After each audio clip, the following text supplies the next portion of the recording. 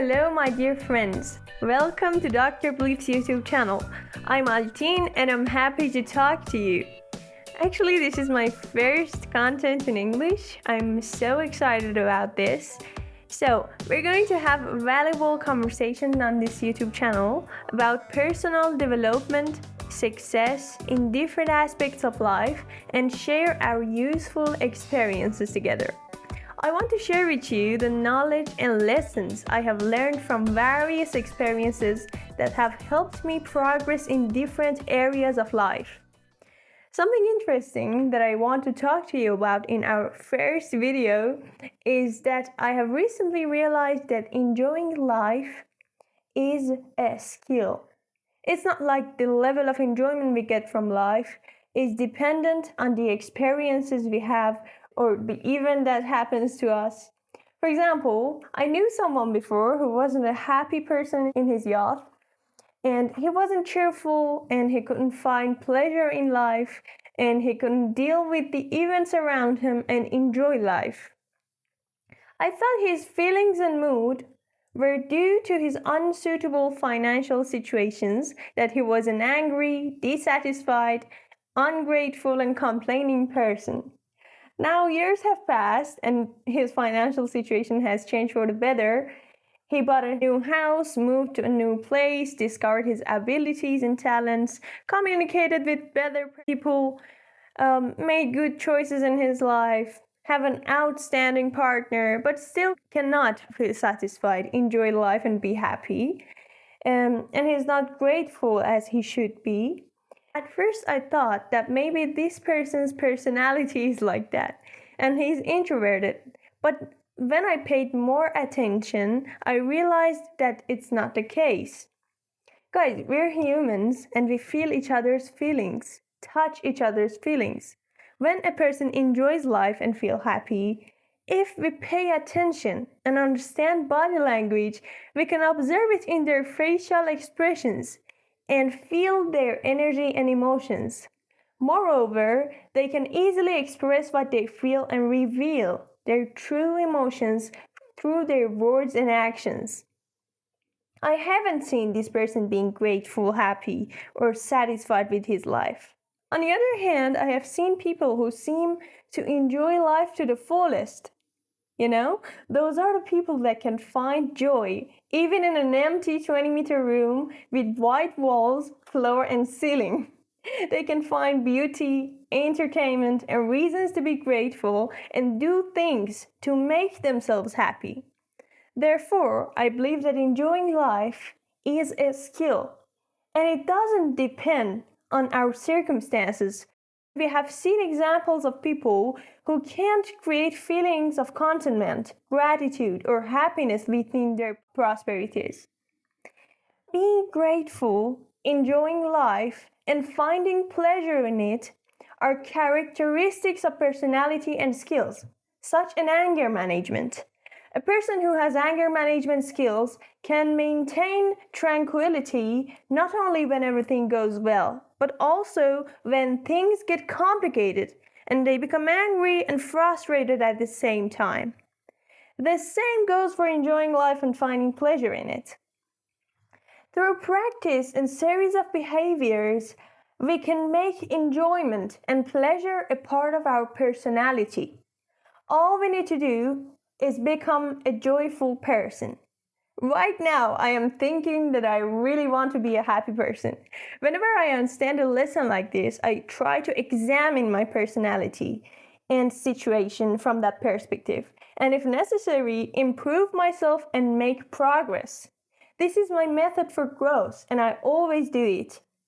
When I examined myself, I realized that many good things had happened in my life before, but I didn't enjoy them enough, didn't show happiness, and had no sense of satisfaction. This is why, if happy events happen to me now, I celebrate and feel happy because my personality has changed for the better, and I'm much happier than before. I express my enjoyment, gratitude, and positive emotions, but I didn't do this in the past. And I didn't have the skill at all. A vital question we can ask ourselves is, how can I practice being happy and enjoying life in my current circumstances? Yeah? Whenever we ask ourselves good and effective questions, good answers come to our mind. I believe that our minds do this for us. God guides us towards practical answers and ideas and helps us on the path we want to be. When I asked myself these questions, gradually ideas of enjoying life came to my mind. Simple but practical ideas. For example, one of those ideas was that if I got into a distressing and bitter situation, I could change my mood and everyone around me by telling a joke. In this regard, I recently read a very interesting tweet. The tweet was about a girl who had a car accident with a guy, and the guy suddenly told her a joke about car crash, and then all the people in the scene laughed and forgot about the argument, turmoil, and worry about the accident. I told myself, oh my God, what an incredible skill is for someone to be able to manage and direct their own and their surroundings' negative perspectives, feelings, and emotions towards positivity in an accident situation. Guys, we have learned and become accustomed to feeling bad when we have an accident. We feel like we have to argue with the other driver, worry, be serious, or panic. From childhood, something has not been good or bad for us. Based on the reactions of others, family, friends, and society, we have learned what attitude and feeling we should have about happenings, what to think about them, and how to respond. The good or bad happenings has been classified in our minds based on the reactions of others, such as the idea that certain events are happy, some are distressing, and some are depressing if they happen to me. For example, the man who said the joke at the scene of the accident doesn't think an accident is a tragedy and that is a completely solvable issue, This tweet changed the game in my mind, and after that I thought to myself that I can have a different reactions to situations that I thought I had to be upset, panic, become angry, or feel like I'm causing harm. I can change my negative emotions, feelings, and reactions towards a more positive one by changing my perspective towards the issue.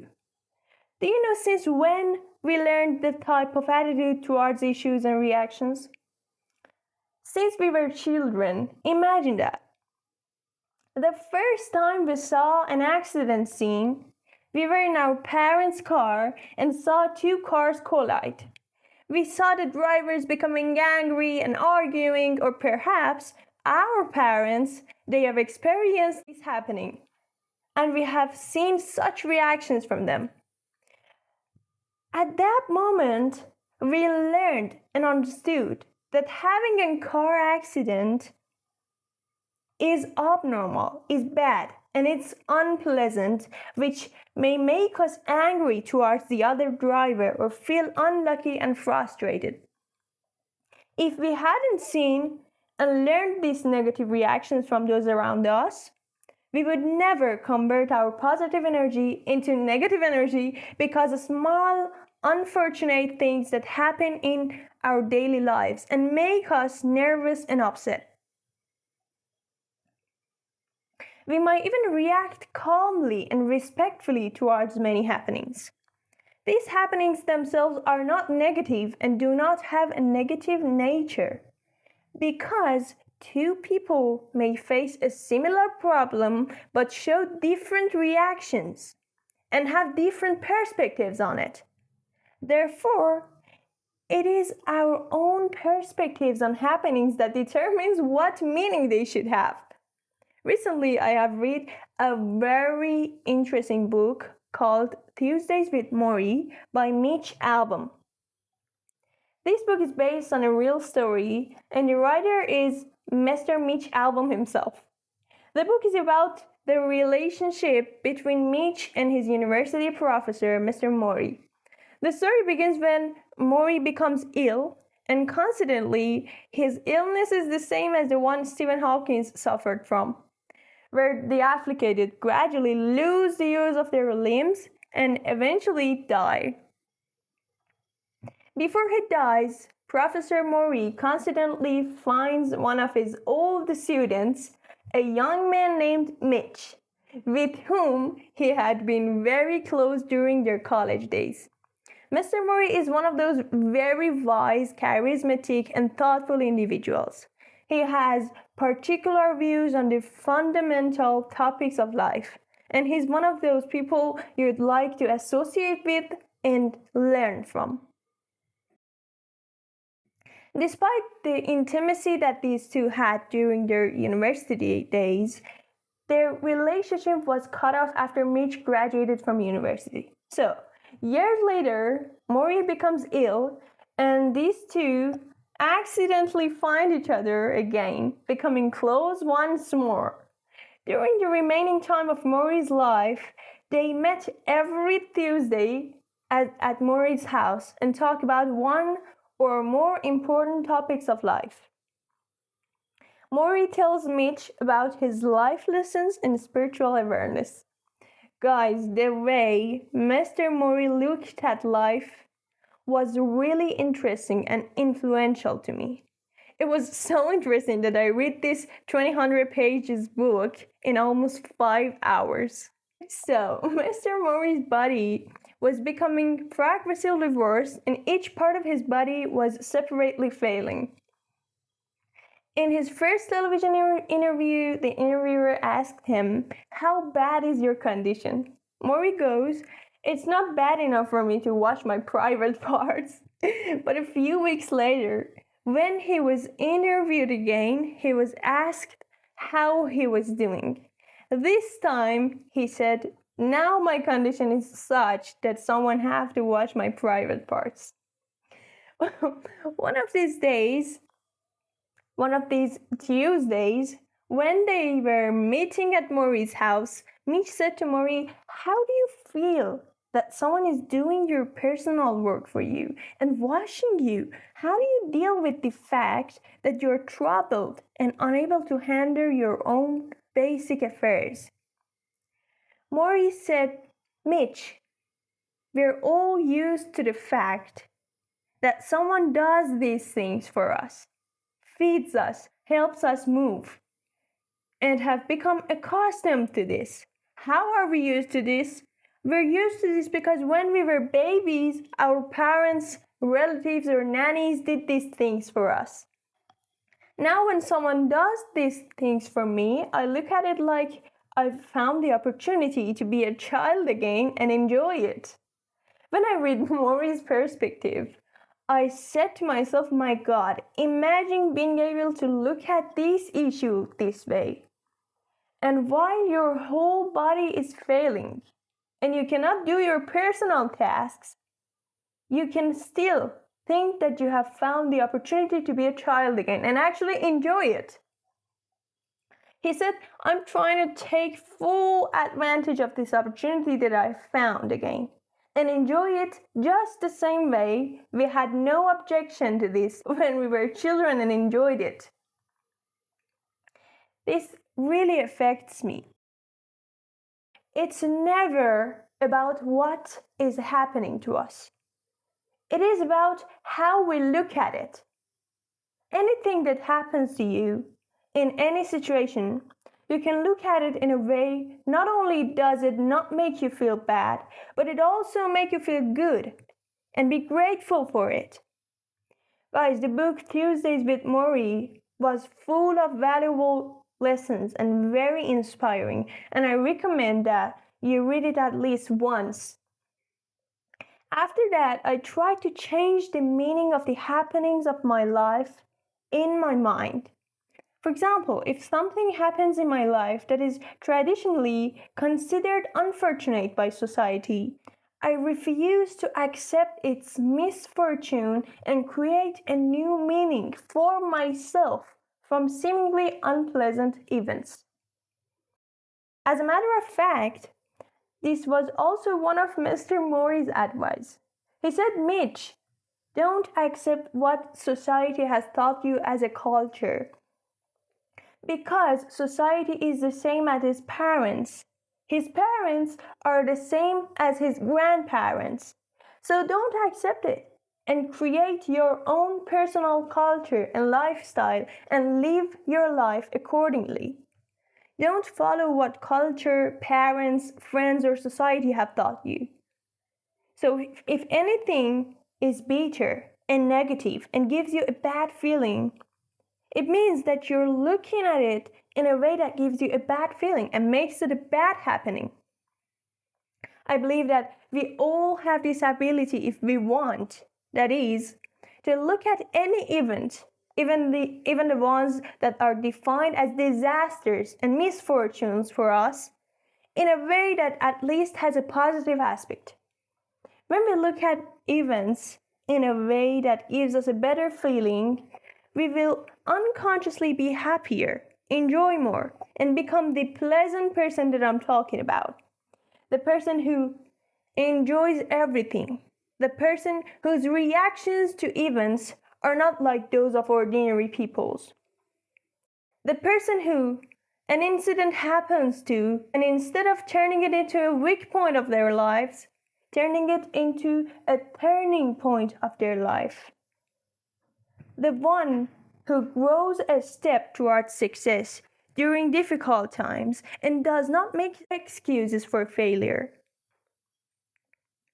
Events themselves do not have a special meaning. It is we who give them meaning. We are the ones who give life to happenings, circumstances, and various situations that we encounter. The more I practice the skill of enjoyment, having fun, and being happy, the happier life I will have. That's why I said at the beginning of the file that enjoying life and having fun is a skill that can be practiced and become a profession. And the question we should ask ourselves at every moment is, how can I look at different happenings and situations in a way that gives me a better feeling and bring me peace? I am one of those people who want to enjoy life until the last moment of it. This is my goal. This is my path. I always say that I do not want to feel happy only after achieving my goals, such as buying a certain car or house.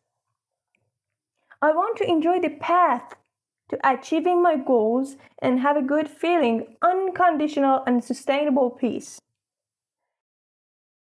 In summary, the main sentence that is very vivid in my mind right now is being happy, enjoying, and having fun in life is a skill.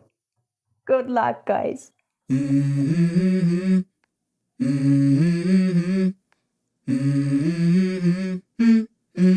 Let's go.